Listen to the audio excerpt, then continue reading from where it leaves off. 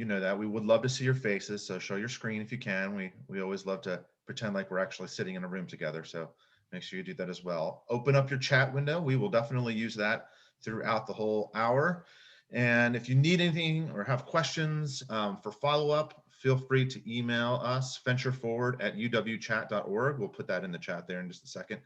And again, we'd be happy to follow up with you on any information that everybody shares today. All right. Thank you for being here. Will you tell people how to change their name? Sure. Yeah. Okay. So to do this, there are two ways. Okay. First, you can find your picture on the screen and click the little square with 3 dots. And once you do that, you'll see an option that says rename. All right. Or if you click on the participant in your control panel, participants button there, the little icon, it'll open up a window and again, find your name. You can even start typing your name and it'll pop up. And then right next to it, if you kind of hover your mouse over your name, you'll see a little thing that says more. And if you click more, there's another option for rename. Thank you. Fantastic. Well, I think we'll go ahead and get going. Yeah, we've had a few more people join us, but we've got a good crowd here today. So again, welcome everyone. I am Abby Garrison with Venture Forward. Also have Patrick Miles, who is just speaking from our team, and Ada Bobbitt, also from Venture Forward here at United Way. So we are so excited to get going again. As you guys know, we are looking to do these town halls on a monthly basis. And it's going to be kind of we got this going last year, but also just to kind of revisit, it's going to be a little bit of a mix of the front end will generally be, you know, a special speaker or two here to talk about a particular topic. We'll definitely have time to talk with them, ask questions about that subject. And then we'll also, on the second half of the town hall, just open it up for sometimes some specific questions, but definitely just sharing what's going on here locally in our social sector. This all started about a year ago with the COVID task force that got together at the time on a daily basis that moved to weekly, and now we're kind of at a monthly cadence of just checking in and seeing how folks are doing, making sure that we're all, you know, sharing information and sharing what's going on as we navigate these pretty unique times here in the Chattanooga community. So with that, I want to introduce our speakers today, and we just have some fun questions teed up with them. But yeah, I thought we would go ahead and get going. So today we have Maria Matthews, who's the Director of Generosity and Donor Relations at the Generosity Trust here in town. And then we also have Ladonna Cingilli. She's the Senior Vice President with the engagement team at Generous Giving. So a couple really interesting organizations focused on generosity and giving. And rather than me try to put words in their mouth, I'm going to let each of them tell us a little bit more about themselves and their organization. So with that, Maria, would you like to unmute and tell us about yourself and the Generosity Trust? Yes, and I am so happy to be here and get on that band of generosity that our city is so strong about and so good about working together around the topic of generosity and giving. So I'd love to share a little bit about the Generosity Trust. I have been here about 2.5 years and have enjoyed really immersing myself into the topic of generosity and getting to network with so many organizations to help foster giving and help prompt people to think about why they give. So we are a faith-based community foundation that empowers Christian generosity. We are donor-centered or donor-driven, and we encourage and simplify giving through our tools that we provide. We also, as I said earlier, promote generosity. Our founder was Dora McClellan Brown, and back in 1965, she founded the Generosity Trust as a single donor private foundation. And through the years, we've morphed into a public entity, a public charity that uses donor advised funds to make giving possible. Dora was very focused on Christian scholarships for master's level students, Bible history education, and other Christian initiatives. And we carry that out today. We also are able to fund organizations, nonprofits, churches, schools and universities beyond just your churches and your ministries. And we rebranded in 2011 as the Generosity Trust. We are one of the oldest Christian community foundations in the country. There are about 13, and there's the National Christian Association or Foundation that is based in Atlanta and has satellites all over the country. So there are quite a few communities that have Christian community foundations in them. We are technically a 501c3 organization. So people give to us, get a tax donation right away, and are able to give out to the organizations they care about most. We have about 500 donor advised funds. And most of our charitable giving is handled through those DAFs, the donor advised funds. We do have a portion of our giving that comes from board directed funds that are spin off from our endowment. Almost $400 million has been given by the Generosity Trust since our inception. And last year, the amount of grants out was 26 million. And that was a $2.3 million increase over 2019. Of that, 14.5 million or 56% stayed in Chattanooga. And that was an increase of 750,000 over the year before. And our total number of grants, actual grants nationwide, was 7,750. And that was an increase of 1,000 over 2019. And of the number of grants, 40% stayed in Chattanooga. So this is just a visual that will help explain how donor advised funds work. So you can make a gift of cash, stocks, bonds, anything that's tangible property, a car, jewelry, a business, real estate. That goes into your donor advised fund. That actually it's liquidated, and the monies, the proceeds, go into your donor advised fund. And then that enables you to give over time at your own pace to the organizations that help the community that you love the most. So that's the beauty of it. We see many families coming together like around Thanksgiving or Christmas and working with their teenagers or their younger children to give together and think about the church or the work that they've done in the community and the organizations they're already involved with and how they want to give back. So it's really a wonderful tool for that planning process. Of course, it's great for long-term and short-term giving too.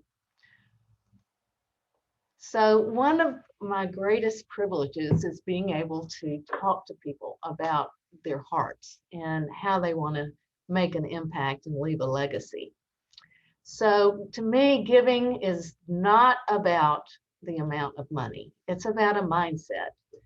And it's really what I like to frame as whole life giving, more than your time, talent, and treasure, but giving of your influence, your ideas, your grace, your forgiveness, all the things that really make a heart of generosity real. And there's a joy that comes from generosity and giving with others. One of my favorite quotes is by John Reinhardt, who wrote, "Giving Together, an Adventure in Generosity."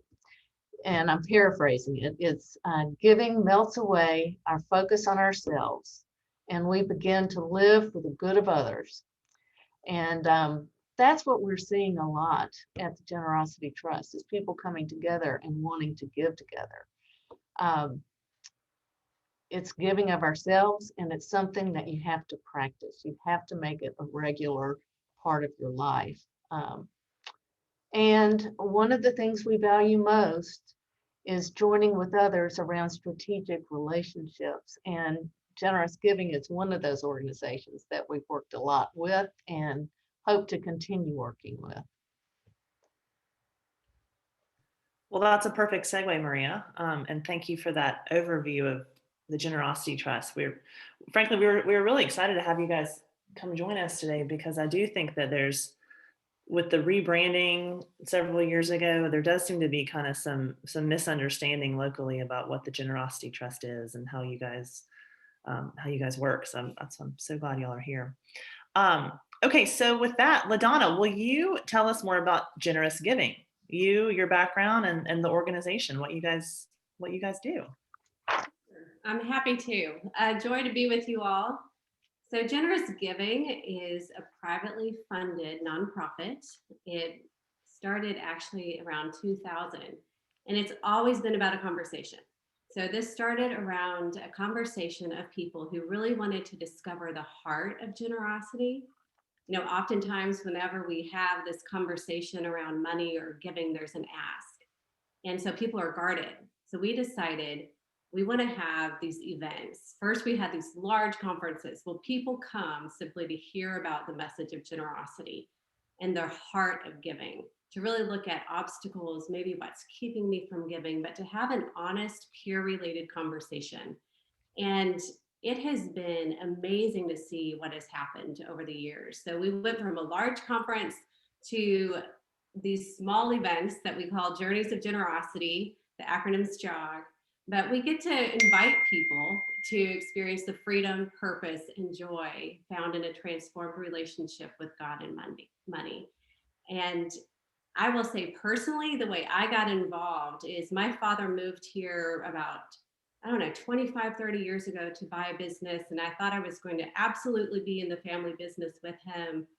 And it just became clear that the Lord was calling me into something different, and to use some of the experiences I'd had being raised in a family of extreme wealth, and a family that had, my parents were divorced, that had poverty, and to really understand for me personally my relationship with God and money. And Maria, I love the quote that you used around John Reinhardt. One of the greatest freedoms is to live outside of ourselves, to live for the benefit of others.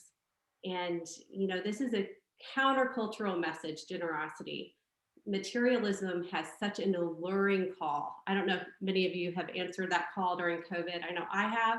My shopping's gone up a bit online, but it doesn't deliver what it promises. And I'm in the middle of a study right now, actually, with a group of women, this great cohort through Yale, where we're doing the study on the effects of well-being, the science of well-being, the science of joy.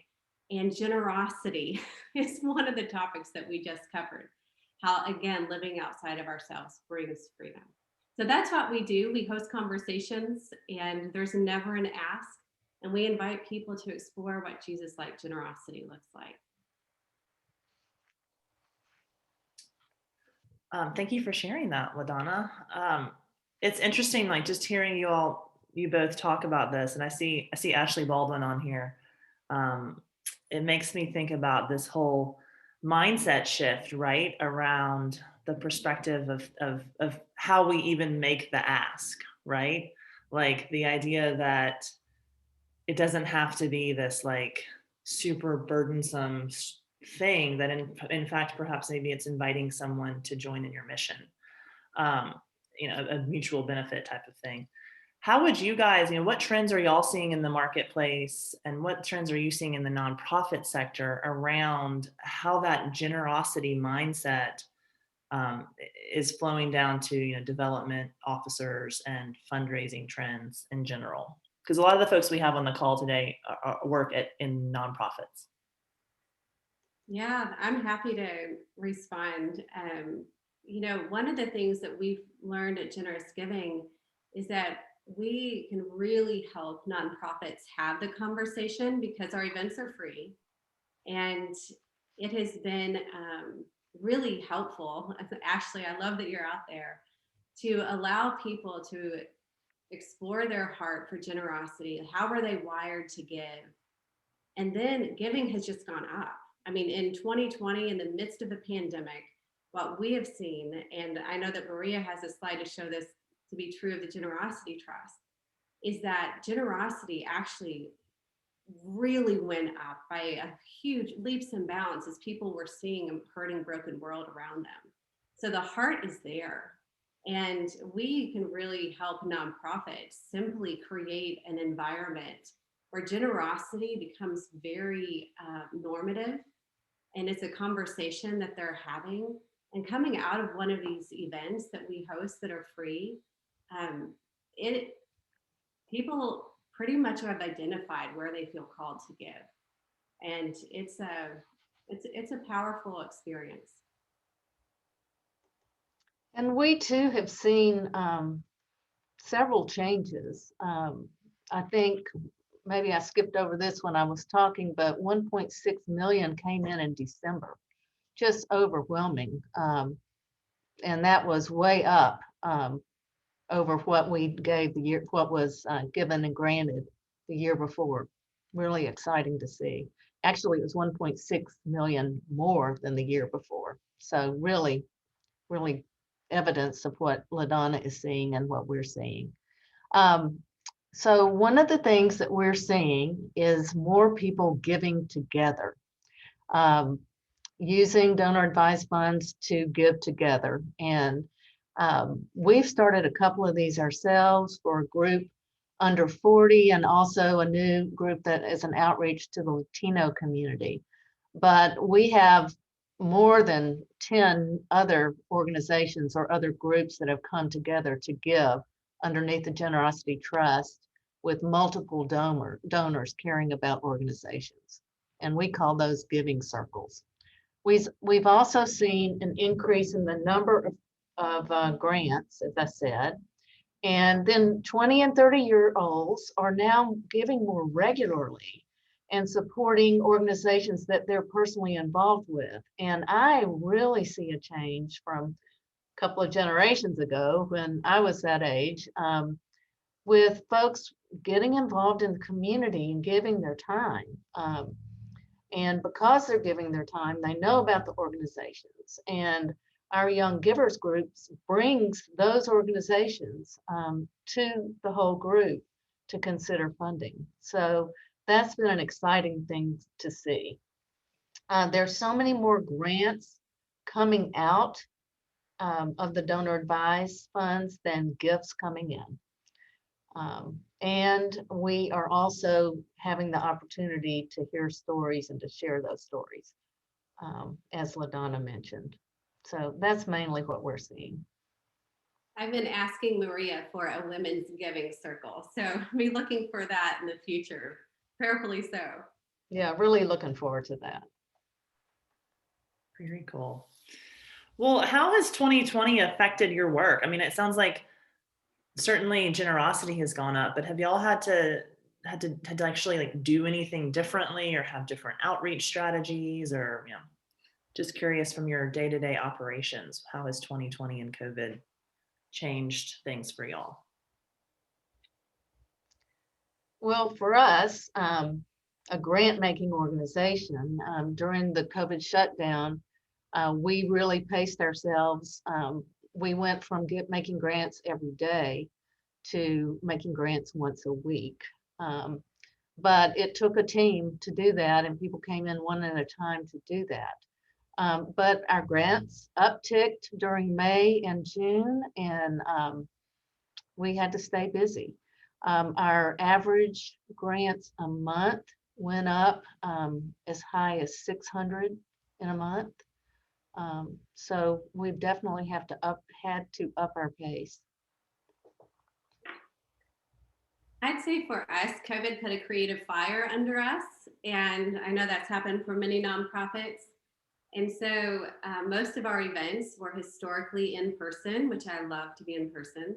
However, we transitioned to online generosity events, And so we have our jog, which was a weekend retreat, now is online.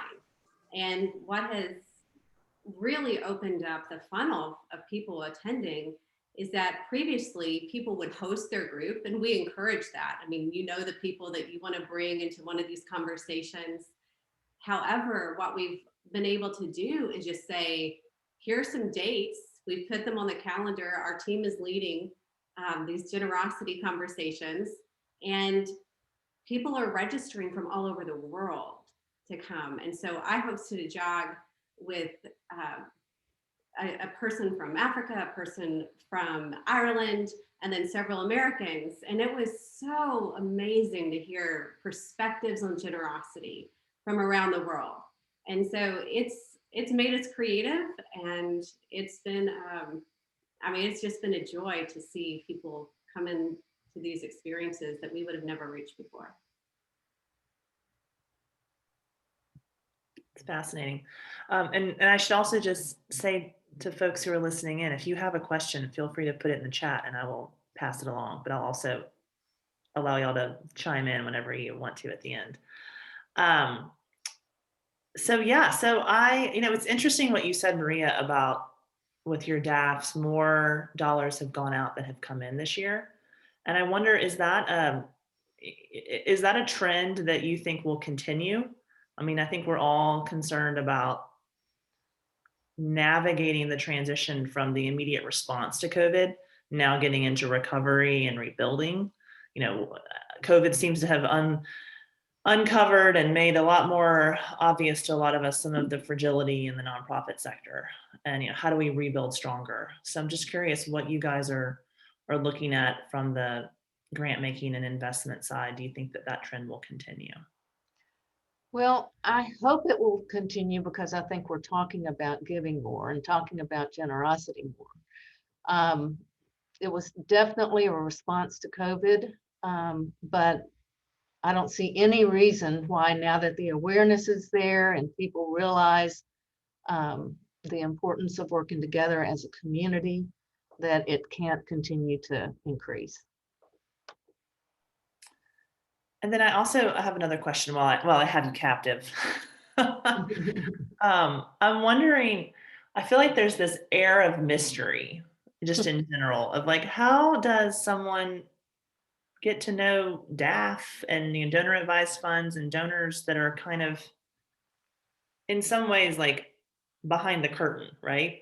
Like what are best practices that you're seeing out there for nonprofits to get their mission and the great work that they're doing and their vision for the future, and make those relationships and build inroads with donors that you guys work with? Is it through you? Is it direct? Is it through events? Maybe it's generous giving types thing. I'm just curious, like the mechanics. Right. That is a wonderful question. So a lot of people choose a DAF, and whether it's through the Community Foundation of Greater Chattanooga, or Vanguard, or Fidelity, they choose it because they want to give anonymously. And we don't share our donors' names unless they give us permission. But the main thing is, those of you who do receive grants from the Generosity Trust, continue to foster those relationships with those donors when you know who they are. Otherwise, you can also contact us. I love to hear stories. I love to know what nonprofits are doing, because when we do have the conversations with our donors and they care about a certain segment, I can share the specific nonprofit that is doing that work. So we all do that as a team. We love knowing what's going on, and really encourage people to invite us to see their work. That's great advice, Maria. And welcome knowledge to have. I'd love to know more, Ladonna. Tell us more about how we can experience one of these generosity events, and who's invited, and what, how do they happen? How do we find them? Sure. So there's a link, generousgiving.org/online-jog. And if you go to that link, you can choose to host a group, and then you put together an invitation. We'll assign a facilitator. If it's local, I would love to facilitate any that are in Chattanooga because I live here. But we have a whole team of facilitators, many of which are actually on this call right now because I've trained people to facilitate these events. And so, but you can go there and you can choose to host one or simply attend one that is open. If you want to, there's a few that are open, meaning anyone can register and you can experience it yourself and then say, okay, like I want to bring this to my board. I want to bring this. I mean, I've facilitated jogs for boards, so many jogs, again, not running, Journey of Generosity. And I was actually sitting on a board that I facilitated one of these for, and we were really split on some decisions that we needed to make. And after the jog, we realized as a board that we were working out of a scarcity mentality. And it was the most amazing board meeting after the jog that I think I've ever had so far, Ashley. I'm on the board of one that's a mission increase that's on this call as well. But it was so wonderful to have just hearts that were united around, you know, ultimately letting the mission and the call lead, not think of just the numbers and the budget. And so I would encourage you guys to go there. And again, these events are free. It's a gift to the community and we love to give it away. That's wonderful. Thanks for explaining that. I really appreciate that. So I was wondering if anybody in the audience has any questions that they'd like to ask either of these lovely ladies we have here today. And then do we have any, are there any questions in the chat, Patrick? Well, I have a little bit more I'd love to share about some of the things we do, kind of dispelling that mystery a bit. Oh yeah, sorry, did we skip something? Sorry. No, I just have it here. We love to convene others through large groups or small groups and bring speakers in. Of course, we haven't been able to do that during COVID, but we brought in Bill High about a year and a half ago, who's with a community foundation, a Christian community foundation in the Kansas City area, to talk about generosity through the biblical perspective. We brought in Jan Harrison to talk about biblical generosity. We've mentioned Ashley and Mission Increase a couple of times. We helped launch their organization in Chattanooga and are partnering with Generous Giving and several other businesses in town to help them launch.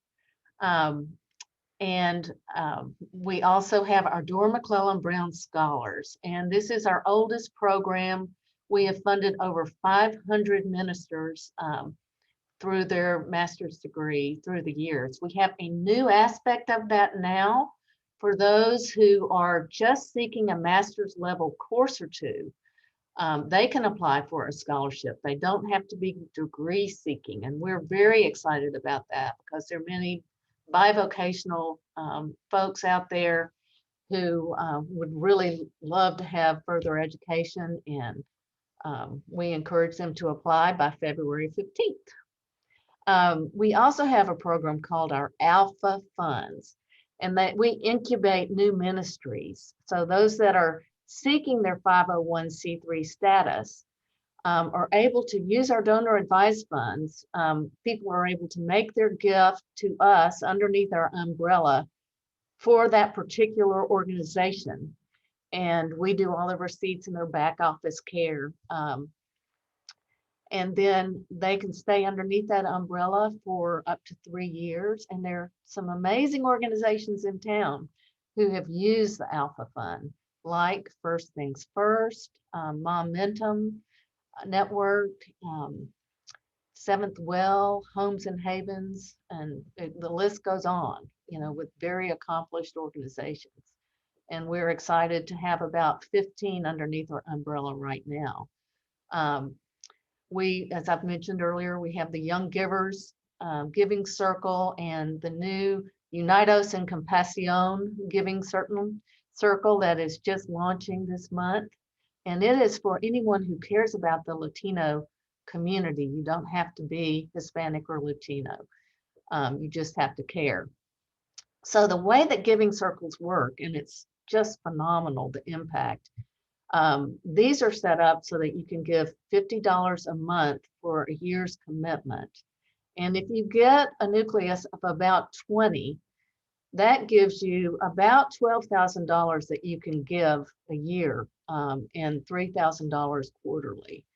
And so that's just the minimum. And with the ones that are starting, we are already seeing massive growth. The Young Givers gave $21,000 in their first year with some special fundraising efforts that they did to impact the community to 6 different organizations. We also have Kingdom Advisors, advisors that come here to have training in the community once a month. And as Ladonna mentioned, we're working with women on various initiatives, and very excited about that. Also, our final thing is Timothy Scholars. And just like our Dora McClellan Brown Scholars, there has to be a connection to the Chattanooga community. Timothy's have an advocate who raise funds for them to help with their further their education. And it broadens beyond just those seeking their own education, but it reaches both children of pastors and other ministry leaders. So those are a lot of the things that we do in our hybrid of a ministry and a business model. The business model, of course, is the charity bank side of things. And then we've got our outreach and our ministry. And really excited about the growth in that area, in these areas. Thank you, Maria. Sorry, I skipped over that part. Any other questions for these ladies? Feel free to unmute. And oh, I saw a question in the chat from where did that go? From Carl. Do we know how many DAFs are based in the greater Chattanooga area?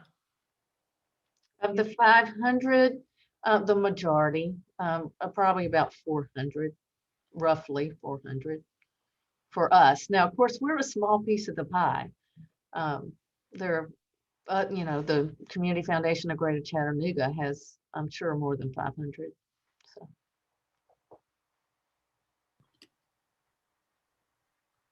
Wonderful. Anything else? Abby? Yes. Can I just give a quick shameless plug, not for Mission Increase unless you want me to, but I'm actually on the Young Givers, or in the Young Givers circle at the Generosity Trust. So we kind of meet quarterly, and oh, Maria, you'd have to say how many of we are now. I'm not sure. About but 25 right now. 25, okay. And I would just say for nonprofits who are here on the call, we would love to have you apply. We are actively looking for groups to give away funds to, and all of that information is on the Generosity Trust website. It's a pretty simple online application. You could connect with me if you have any questions, but we typically give away about $3,000 a quarter right now. So if you're interested, and if that sounds like something you'd like to pursue, we'd love to talk further and be able to kind of bless you with that opportunity. While you're unmuted, Ashley, will you tell us a little bit about about the new organization? I'm not trying to hijack this call. No, but it's related, so please. Yeah, it does kind of relate. I feel like we're talking about, or we started in this call talking more about philosophically what generosity means and whole life generosity. But for those of you who don't know me, my name is Ashley Baldwin, and I have been a part of the Chattanooga community since 2008, and I have worn a few different hats in the nonprofit world. Worked on the program side, directing programs. I've been the executive director for a handful of years, about 6, for Choices Pregnancy Resource Center. I've also done development, kind of in a director development role. So kind of seen the nonprofit side from a few different seats. But right now, I have the privilege of working for a national organization called Mission Increase, and you probably have never heard of them because they've never been in Chattanooga, but they're coming to Chattanooga. We're actually launching in April, and Mission Increase's whole mission is just to help nonprofits grow. And so the really short answer of how we do that is that we have different offices all over the nation. So Chattanooga will be the 25th location, and we're opening 2 more, one in South Florida and Houston this year. So we've experienced a lot of growth despite COVID.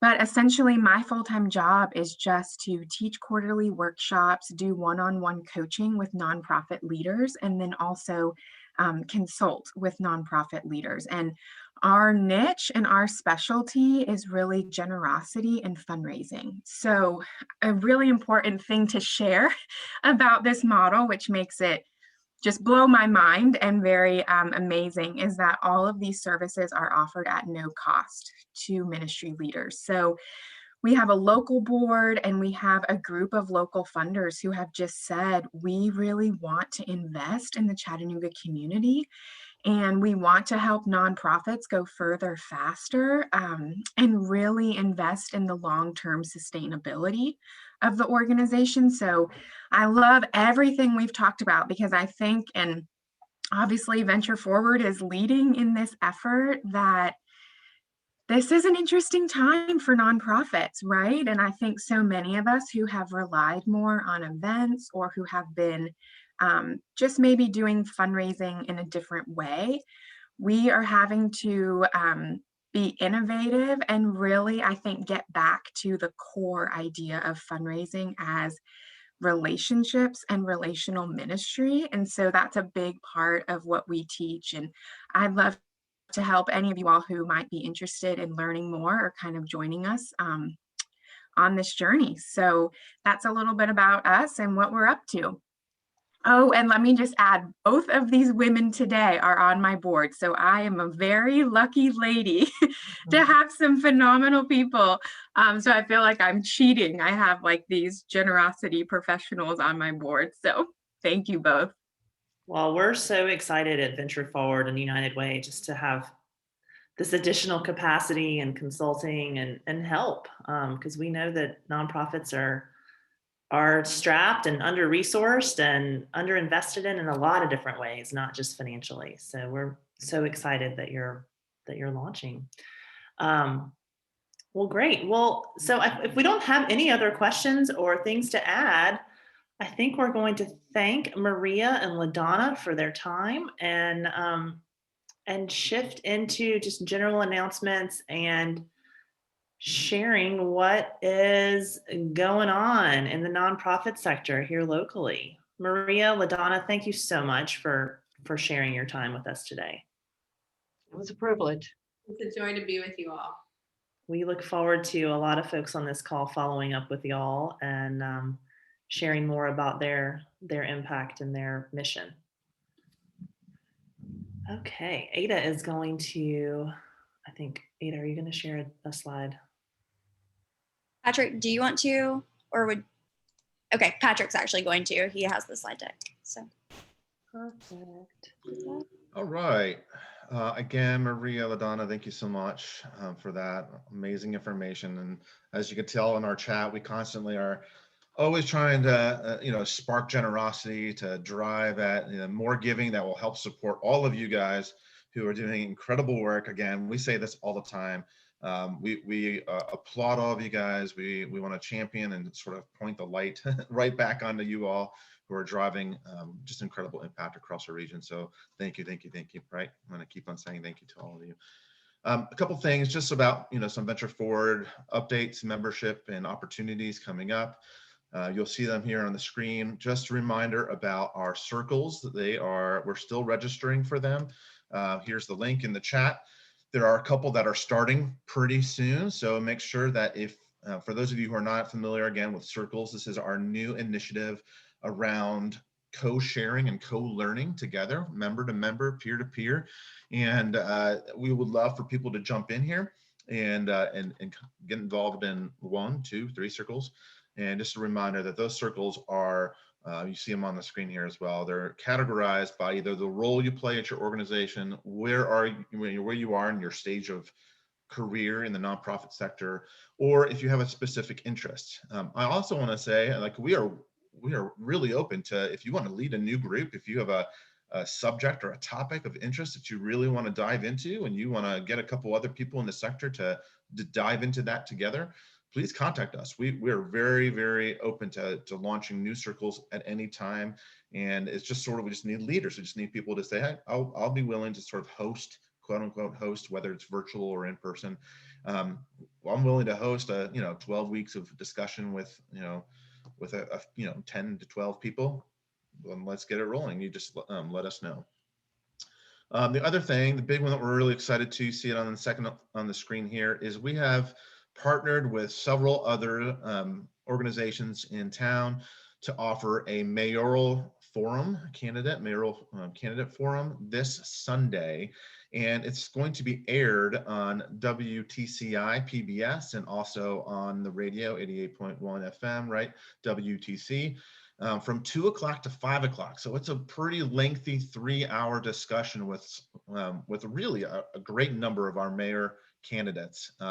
And we're partnering again with the Chamber, the Community Foundation, UTC, to really dive into, what do the mayors think about certain aspects. And of course, civic engagement and the nonprofit sector are part of the questions that the host is going to be asking. So make sure you tune in there, hear what our candidates have to say, just about you all, about the work that you're doing, about the needs of our community and how they plan to respond to those as well. And then lastly, we have these different, so we call them learn opportunities, but again, this is just opportunities to develop and deepen your professional development, whether it's for you personally as a nonprofit professional or for your organization as a whole. And so there are opportunities. Ada will post the calendar invite or the calendar link here in the chat. Make sure you look at some of the upcoming opportunities. I know we have a couple on grant writing that have filled up really quickly, and we're excited about those. There are others that are coming up, some social innovation ones that I'm going to be launching soon as well. Not to plug my own stuff, but so again, lots of exciting workshops and certifications and things like that are arising and coming up. And of course, you see it on the bottom right-hand corner, just want to remind everybody that if you are members of Venture Forward, you receive the member benefits for the workshops and trainings at our sister associations across the state. So at Momentum in Memphis, at CNM in Nashville, and at the Association of Better Nonprofits in Knoxville. So please make sure you go to check out their website, see what online virtual offerings they are offering as well. You guys all receive the member benefits, and you can find the codes to get those benefits when you log into your member portal through Venture Forward. So make sure you do that. Again, lots of really good opportunities out there, and take advantage of them while you can. And then lastly, this is something we've been plugging a little bit. We have really redesigned our organization assessment. We've mentioned this a few different times in a couple of these virtual town halls, and we've gotten some takers on these. And I just want to tell you that our slots are going to fill up fairly quickly over the course of this year. So if you and your organization are sort of at a time period where you want to do a little self-assessment, that assessment process is free every 3 to 5 years for our member organizations, but only based on our team's availability to actually work with you through that process. And so there are limited spots. We would love to kind of walk alongside your organization to sort of do a internal deep dive and see what are some things that we really are really strong at that we want to scale, and what are some areas that perhaps you want to focus on to rework and restructure to make you stronger. So again, email us if you're interested in that. We'll try to work with you on a timeline that one might be appropriate to help you drive at that as well. All right. And as always, we can't say this enough, right? Just thank you. We're going to celebrate you in May. So we don't have a date for sure yet, but we have a celebrate event coming up in May. So be on the lookout for that date. Save the date sort of post to come the next few weeks. And we can't wait to celebrate what you guys have been doing throughout the last year and a half. Okay. With that, I wanted to just open up. Are there any large sort of topics, concerns, opportunities that you all on membership have? Feel free to unmute yourself. Oh gosh, of course I can't do this, right? The last thing is that if you are a Venture Forward member, please join our new Slack community. It's that little space where we can chat back and forth really quickly. We're getting more and more people to join in that online sort of virtual community, and it's a great opportunity to share information. We've had a lot of recent job posts that have come open, including some senior leadership, executive CEO sort of levels. So if you're interested in maybe pursuing a higher level or a lateral route move, look at that. There are some opportunities out there. Or if you want to share about an opportunity, you can do that through the Slack as well. Of course, we also have our job board, which is also available for our members. All right. Anyway, any questions, anything? I'm going to stop sharing my screen and allow you guys to all share.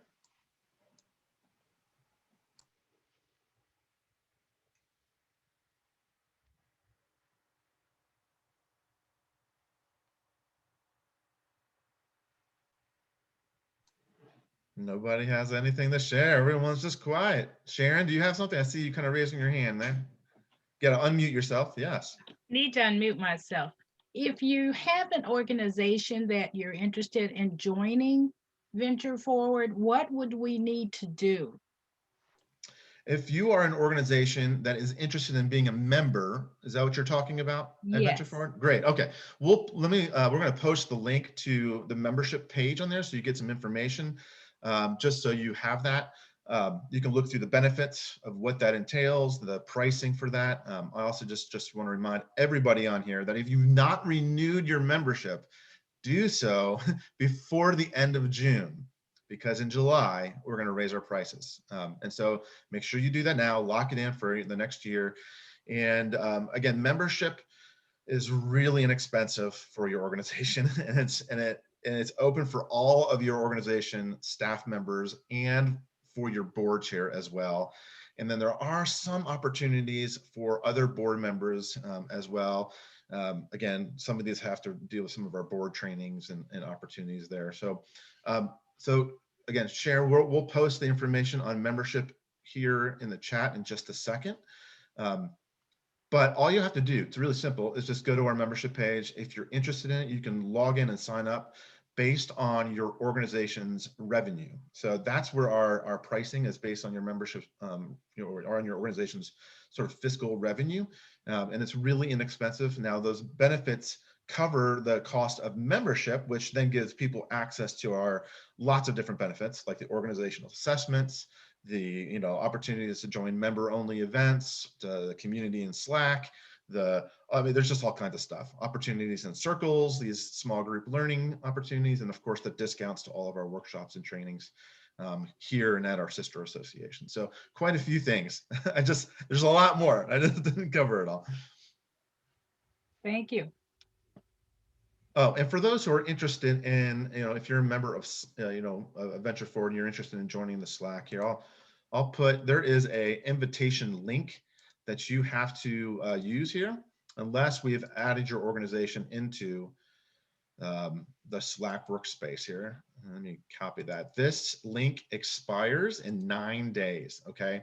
And we do that on purpose for security reasons, and then we'll generate a new link, a new invitation link. So if you're not familiar with Slack, we try to host a kind of overview of the Slack community. What is this thing? How do I get involved? How do I log in? We'll do an overview about once a month, or just reach out to me and I'll send you some information.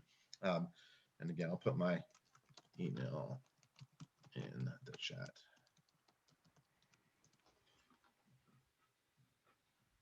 Question regarding the organizational assessment. Is that something that would be established for established organizations only, or would it be beneficial for brand new organizations? That's a great question, Sandy. I would say that really the benefit is going to be for organizations that have already been established. So because the assessment really is about what are some ways and opportunities that we can make sure that our structure is solid, our foundation is strong, and are there areas of our foundation that perhaps have weaknesses, sort of like your house foundation, right? So it's really for those. Now, I would say the assessment tool in itself might be a good overview to review as you are trying to establish your organization to make it successful at launch time. So again, if that's something of interest, reach out to me. We can talk through that a little bit.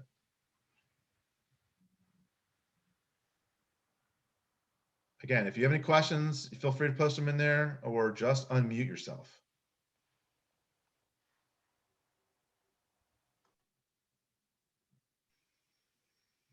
No. Okay. Then lastly, I just want to say again that we're still closed at United Way. The Hub for Social Innovation is still closed for the time being until we see those numbers, COVID numbers drop, which time we are still talking about, wait, when is that going to happen? And we're trying to work out a plan to safely reopen once the numbers do drop to a certain degree. We would love to see you all face to face, honestly. We just miss seeing you all. And so the sooner we can get that thing up and running safely and get connected with you face to face, I think it's going to be a wonderful celebration and opportunity for all of us. So we look forward to that day. So just kind of keep updated, stay in the Slack, stay updated with us, email us, and we'll put out some announcements as well. So thank you all for joining us. Make sure you come the first Tuesday of next month in March. We're going to focus on social innovation, but again, give us another opportunity to dive into some opportunities for our sector as well. Tune in Sunday, WUTC or WTCI for the mayoral forum, and hey, go out and make impact. I love you guys. Thank you so much for what you do. Again, good to see everybody.